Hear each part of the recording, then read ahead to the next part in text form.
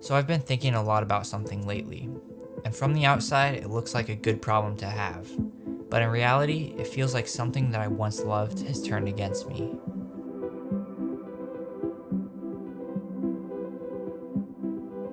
I've been away at college for the last 8 months. New town, new people, new everything. It was a great first year, but the thing is, I've been so busy enjoying my classes and making new friends. Put that in the next video. I haven't had much space or time to build things. Now don't get me wrong, I love being at school and studying product design, but for 8 months now, my brain has been running like an engine in the background. New idea after new idea, but with no way for them to escape my head and become part of the real world. It was like someone had floored the gas on a car that was stuck in neutral. Even though I was writing and sketching more than I ever had in my life, my frustration grew, and so did my habit of deleting my work. My ideas began to feel meaningless, simply words on a screen or lines in my sketchbook, nothing more. What was the point of thinking of all these new ideas when I didn't have the ability to make them? It felt like my creativity had turned against me. What was the point of sketching that new chair design or planning my next project when actually making my ideas felt so distant?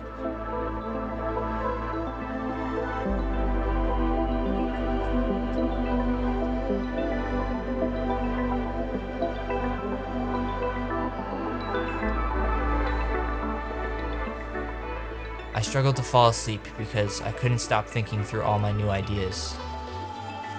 Then, when I thought I'd escaped it, I'd wake up, repeat, and all my ideas would come rushing back to me.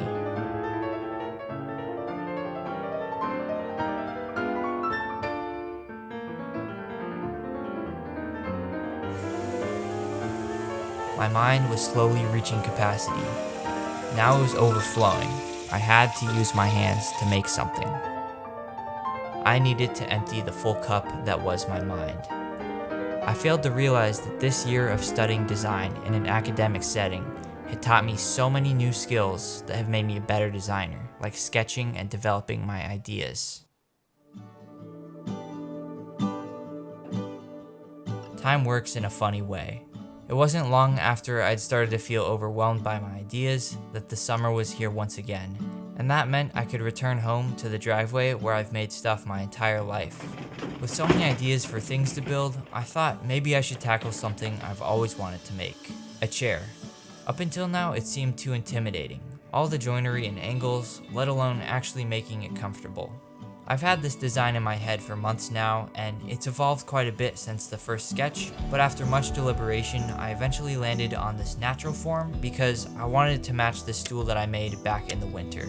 Something I want to start doing more is creating a unified body of work that all uses the same visual design language. Because this is a bigger size build, I'll be doing most of the work outside in the driveway as per usual. Even though I've accumulated some tools over the years and I borrow some nice tools from friends and family, you don't need a huge workshop to make a cool project. Now, while I make the templates, which are going to be the backbone of this chair design, I want to tell you about the sponsor of this video, BetterHelp. It's definitely a bit of a challenge to balance schoolwork while also maintaining my social life and still having the bandwidth to make videos. Now that I've moved back and I'm starting my second year of college, I knew that I didn't want to start this year off with the same level of stress that I had last year.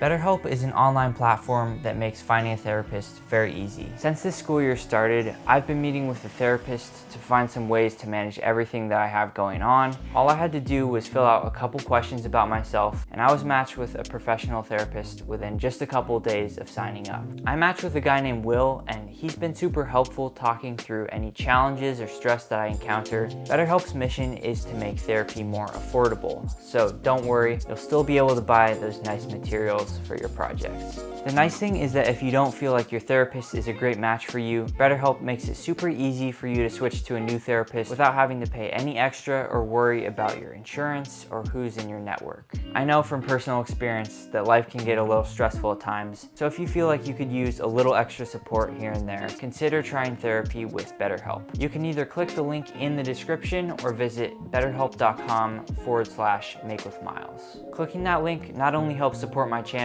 but it also gets you 10% off your first month of BetterHelp. Thank you again to BetterHelp for supporting my channel. As I was finishing up cutting the last few pieces, Mother Nature had different plans for me, and I began to worry that this would be the sequel of my record player build, which was plagued by bad weather.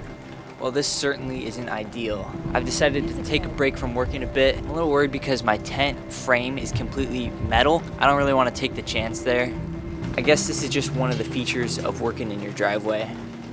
Wow, look at that. Stopped. Okay, so I've got all of my rough stock cut to size. There might be a problem with my design. So my initial plan was to make the back leg and back support as one piece. If I tried to make this out of one piece of wood, the angle means that I'm not gonna get any completely straight grain, which compromises the strength. I don't know how much I really need to worry about this, but I haven't really done anything like this before, so I'm gonna play it safe. Instead of doing one piece for the back, I'm gonna use two pieces and join them together. So I think I'm gonna try and do a finger joint. And this is kind of a weird situation because I have to cut it at the very end, which is a little bit sketchy. Now the fact that I recognized this was a questionable cut in the moment should have been an indicator to not even go down this path.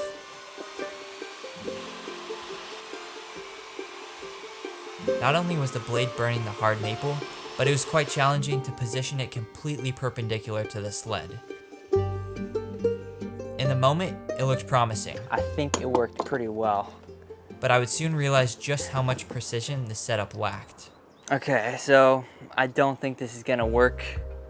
My setup on the sled is just not precise enough. I basically wasted half a day trying to figure this out. So I think I'm gonna call it quits on this idea. I'm just gonna make it out of one piece and test the strength. It's really the only option I can think of using the tools that I have right now. This is not going well.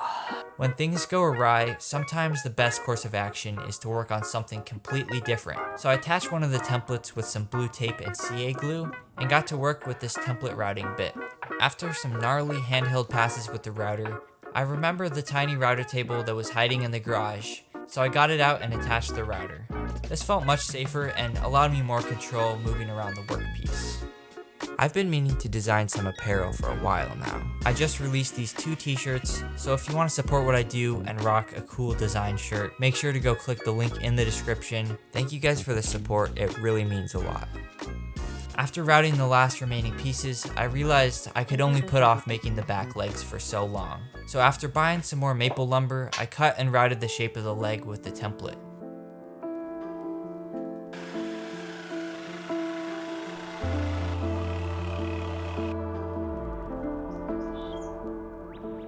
My confidence was immediately restored after testing how strong this piece was, and there was no sign at all that the grain was going to be weak at the bend.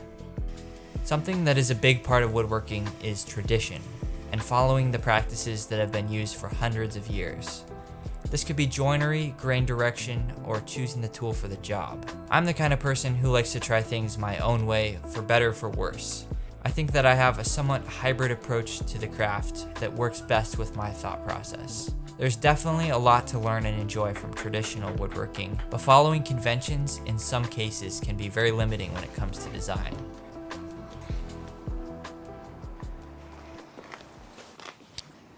It's kind of crazy how much time I spent just cutting out these pieces, and it definitely gets a little bit tiring doing the same thing over and over without it even looking like a chair, but that's going to change pretty soon here. Now that I have all of those parts cut out, I can move on to actually joining them together, and luckily I was able to borrow my friend Alex's domino jointer, which is going to make putting this chair together a whole lot easier. I've said this before, but the domino actually feels like cheating when it comes to joinery.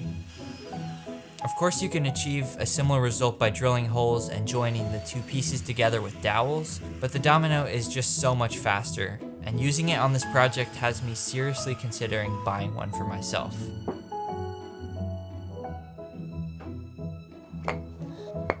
Dude. So this is gonna be the bottom stretcher. The next piece that I have to cut is gonna be a lot more difficult because it has this angle on the top. That means that I can't reference the domino jointer because it only angles one direction and it doesn't go past 90. So to solve this issue, I used a piece of scrap that was cut at the same angle, and by combining the 2 pieces together, it formed a right angle. So I just finished with all the domino joints. That means that I can do the dry fit and see if everything actually fits together and is gonna work. I'm a little bit nervous because I've never actually made something this complicated with this many joints. It actually looks like a chair. Some of the joints are a little bit loose, but I think we'll be just fine once I glue everything together. So I just realized we have a little bit of a problem right here. I didn't account for that 8-degree angle on the top, and I think the way I'm gonna solve that is by adding a shim. When designing furniture, I always seem to encounter these little glitches when it comes time to actually build things. They're usually super minor and easy to fix, but sometimes it's impossible to prevent them from happening because looking at a 3D model on your computer is just not the same as seeing something in real life, and I'm always bound to miss something. It was finally time to do the chunky roundover that will make this chair feel more natural and fluid. And to do that, I bought this massive 7/8 inch roundover bit. If I were to just start out with this, it would be pretty dangerous. So that's why I need to step it up gradually and start with this 1/2 inch roundover bit, which is gonna remove a lot less material.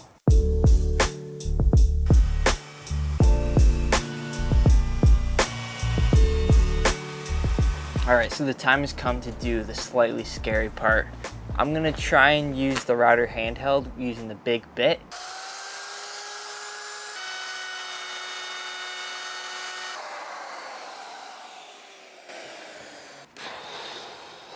Okay, that was sketch. I need to figure out something else to do. I think I have an idea.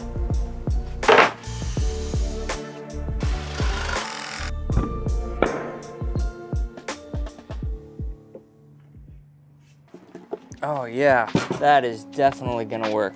This makeshift router table, albeit a little hacked together, felt much safer than using a router handheld, and the setup made quick work of the roundovers.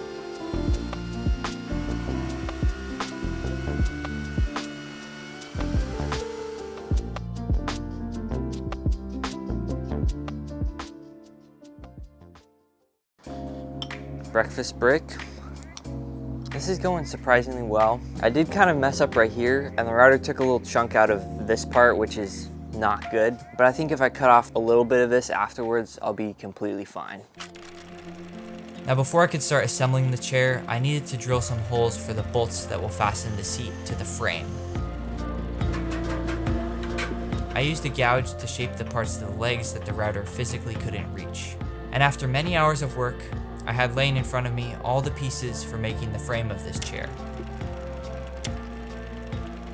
This is really one of those projects where it feels like 90% of the work is done before it even looks remotely close to the final design.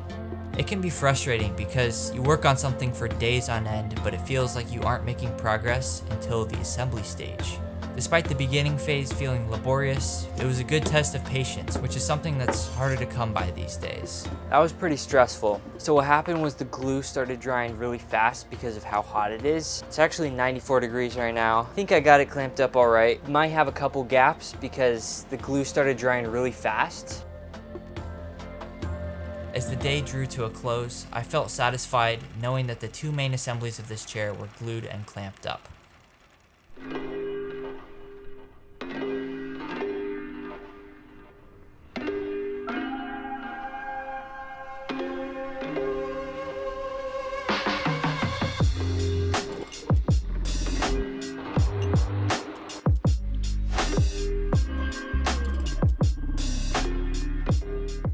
Before I can glue things up, I need to fix this little bit here where the router chunked off a little bit too much. So I marked off where I want to cut, and I'm just going to use the track saw and hope that I cut it at the same angle. This is yet another one of those unanticipated woodworking glitches. Makes it 10 times harder that everything is round now. I should have done this before.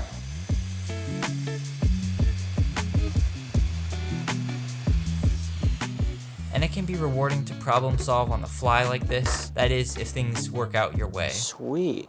Okay, I just did another dry fit and everything's looking really good.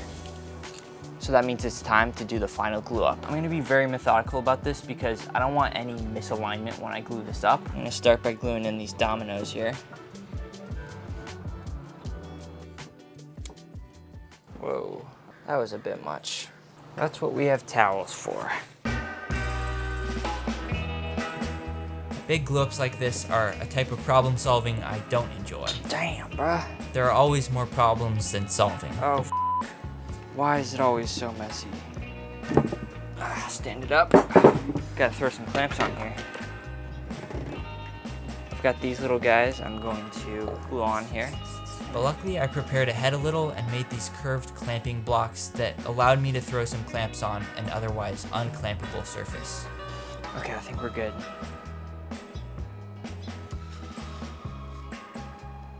Okay, so I let the glue dry overnight and we should be good to unclamp it now. We're at the stage of this project where I can see things coming together and I'm pretty stoked, so.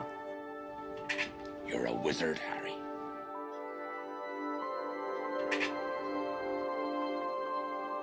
Something I've been doing for a while now is when I have a design idea like this, I'll make a sketch of it and let it sit for quite a while. Giving your ideas some distance seems to reveal which ones are worth pursuing and which ones were born out of a short-lived moment of passion. The sketch of this chair has been in my sketchbook for 6 months now, and the fact that I still love it I think is a good sign. Time to spend a couple of hours sanding.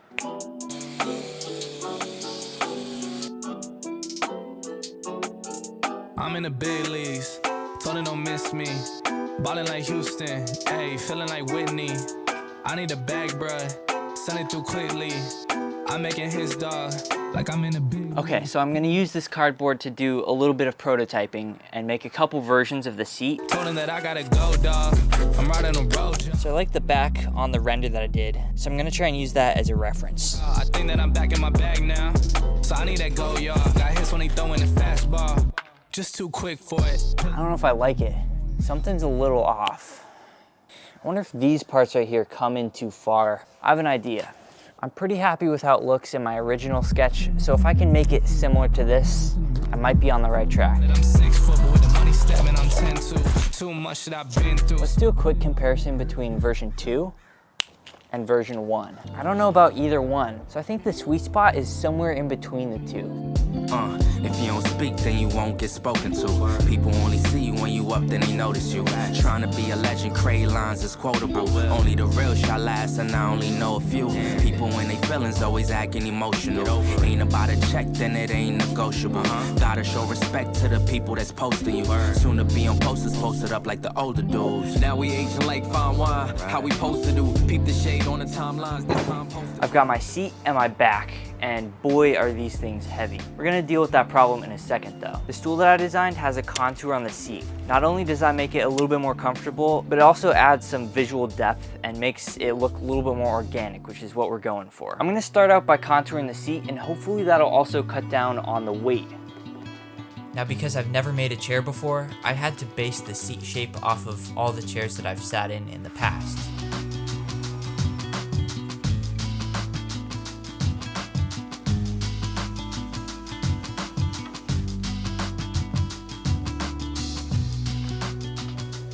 The seat will ultimately be the deciding factor as to whether or not people will want to sit in this chair. All right.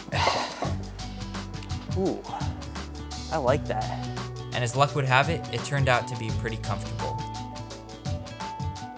Okay, finally done with sanding, and now it's time to put the finish on. I'm gonna be using some wipe-on poly, and that's what I use for my record player cabinet, my guitar amp, and my TV lift cabinet.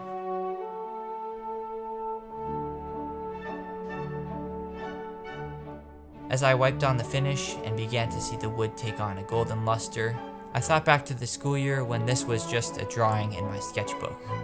For this project, my goal was to make a high-end piece of furniture and really focus on the quality and craftsmanship of the final product. I know the word high-end gets thrown around a lot when it comes to design and woodworking, but to me it means making a piece out of quality materials with a fine attention to detail.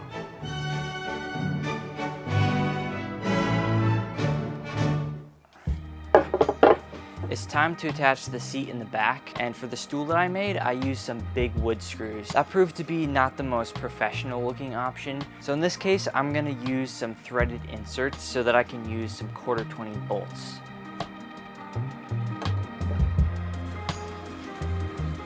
I watched some old dude on YouTube show me how to do this, so I'm just gonna put some wax on the threads to hopefully make it go in smoother. Oh yeah.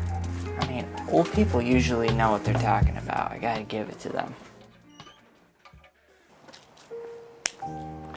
Guys, we're almost done.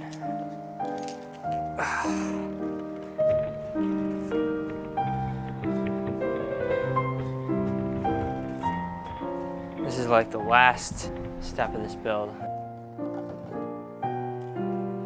The final chair, although much the same, has went through multiple iterations since its conception.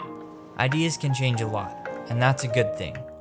If you always stop at your first idea, you'd miss out on so many iterations that could be more functional, more visually pleasing, or just all around better. Maybe this whole thing was less about making a particular chair design, but rather just the act of making something with my hands. Because as hard as I try, no single project can fully scratch that creative itch that keeps my mind wandering when I'm lying in bed.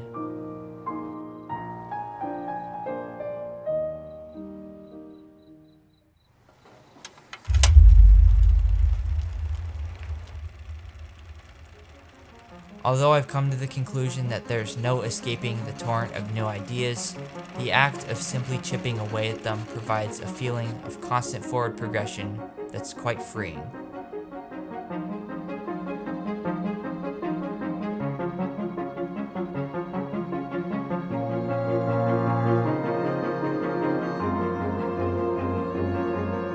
I've learned that there will be seasons of making and seasons of thinking. And sometimes when life or school gets busy, the best thing you can do is embrace that as a time for filling your cup with new ideas. Because eventually, life will slow just enough to give you time to make those ideas reality. Recently, someone gave me some advice that I'll never forget.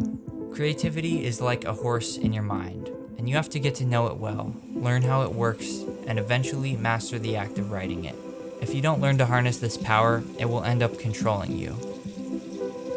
But most importantly, no matter what you do, don't let that horse take you somewhere you don't want to go, and make you start to dislike the very thing that brings you joy.